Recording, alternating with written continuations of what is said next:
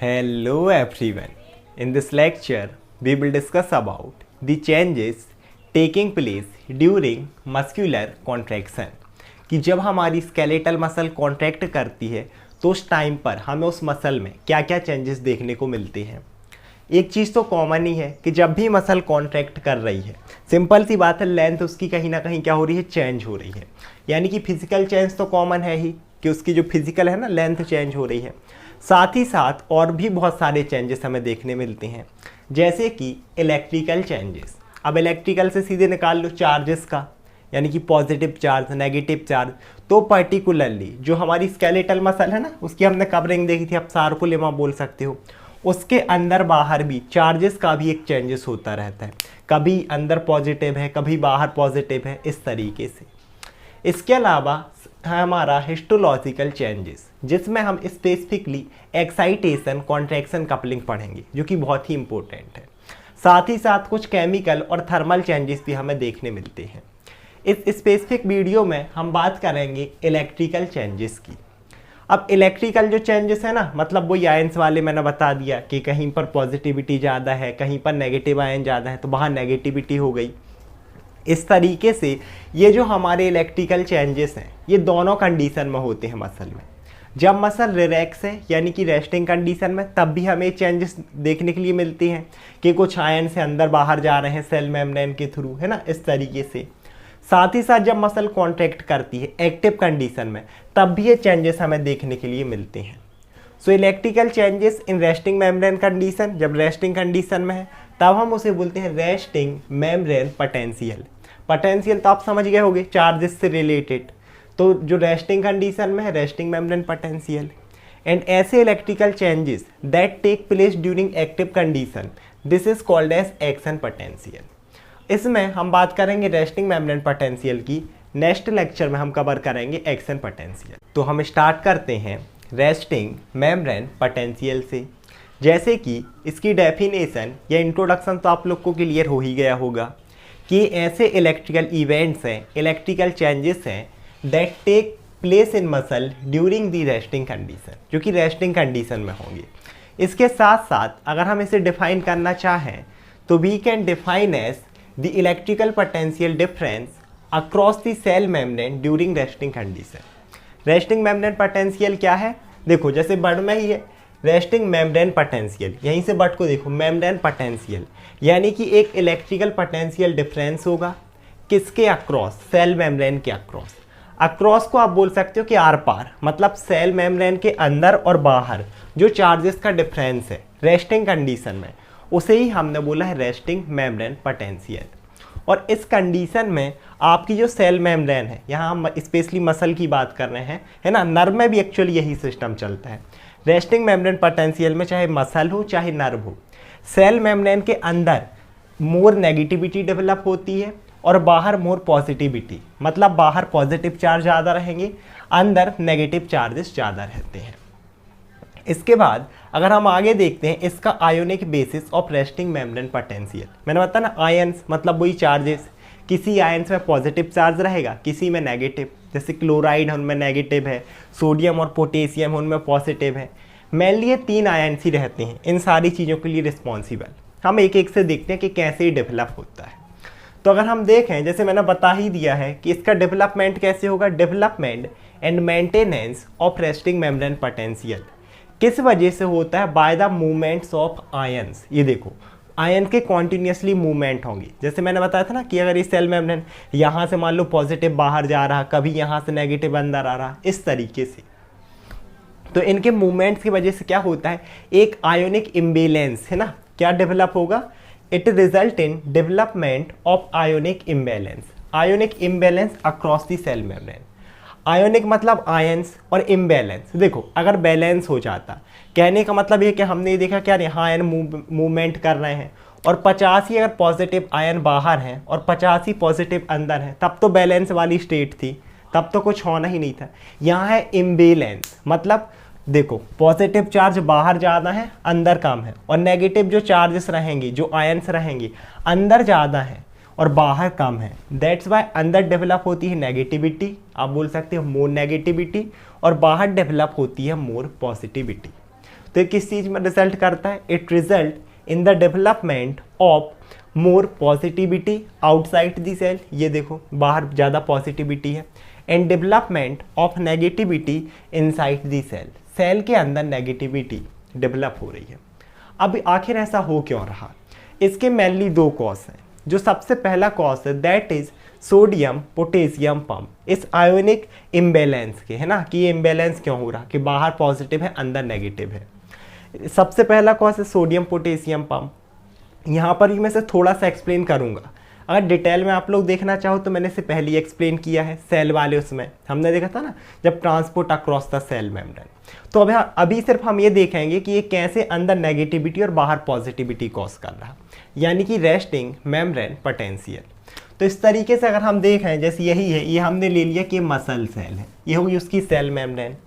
हमने देखा था कि इस तरीके से हमारे पास होता है सोडियम पोटेशियम पंप, सिर्फ समझने के लिए, ठीक है।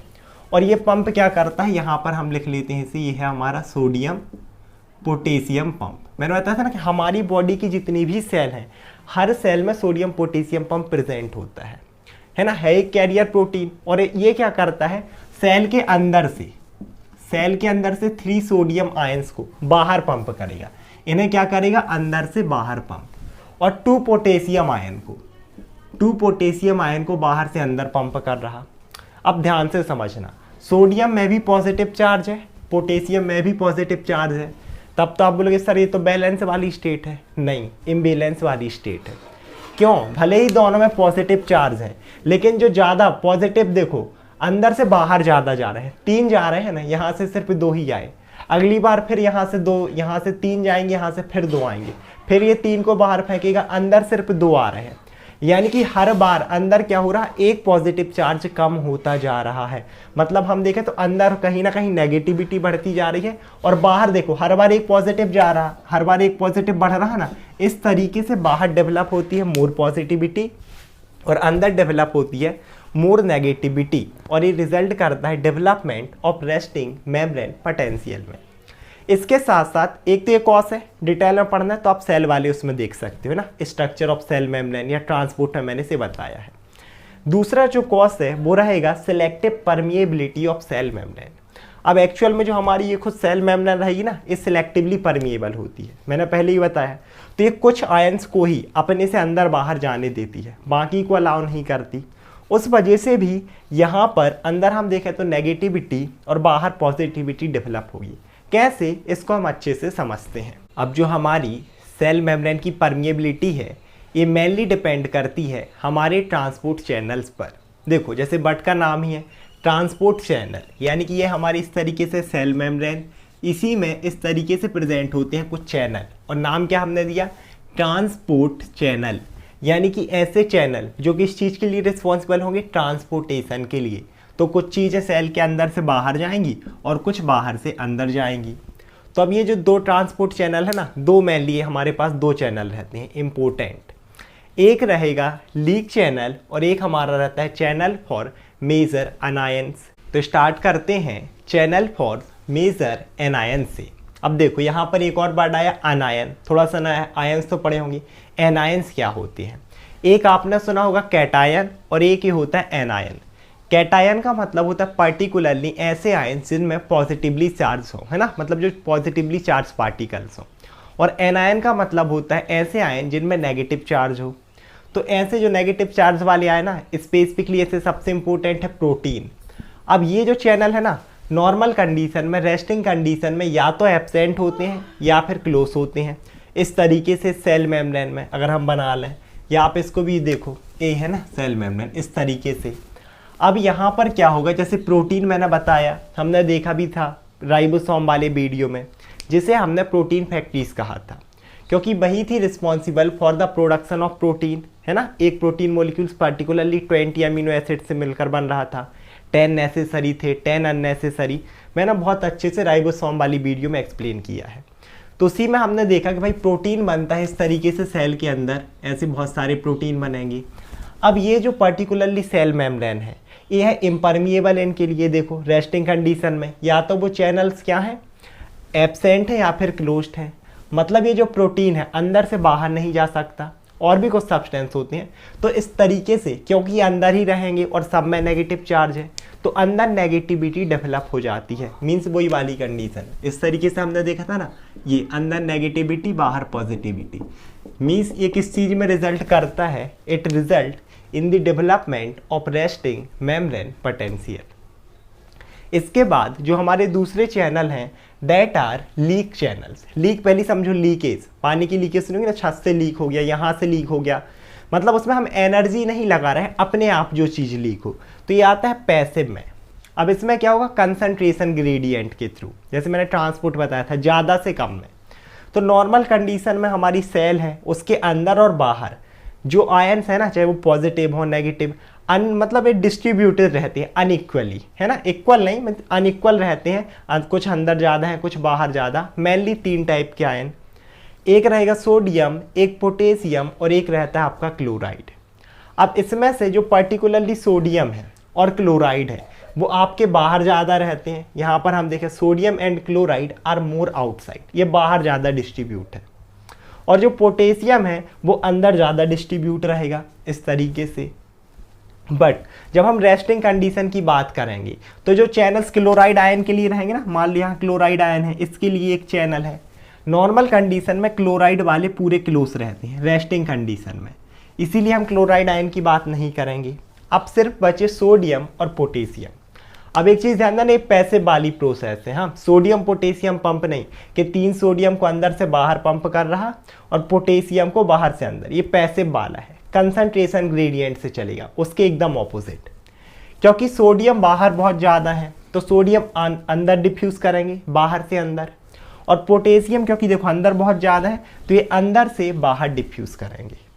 यहाँ तक क्लियर।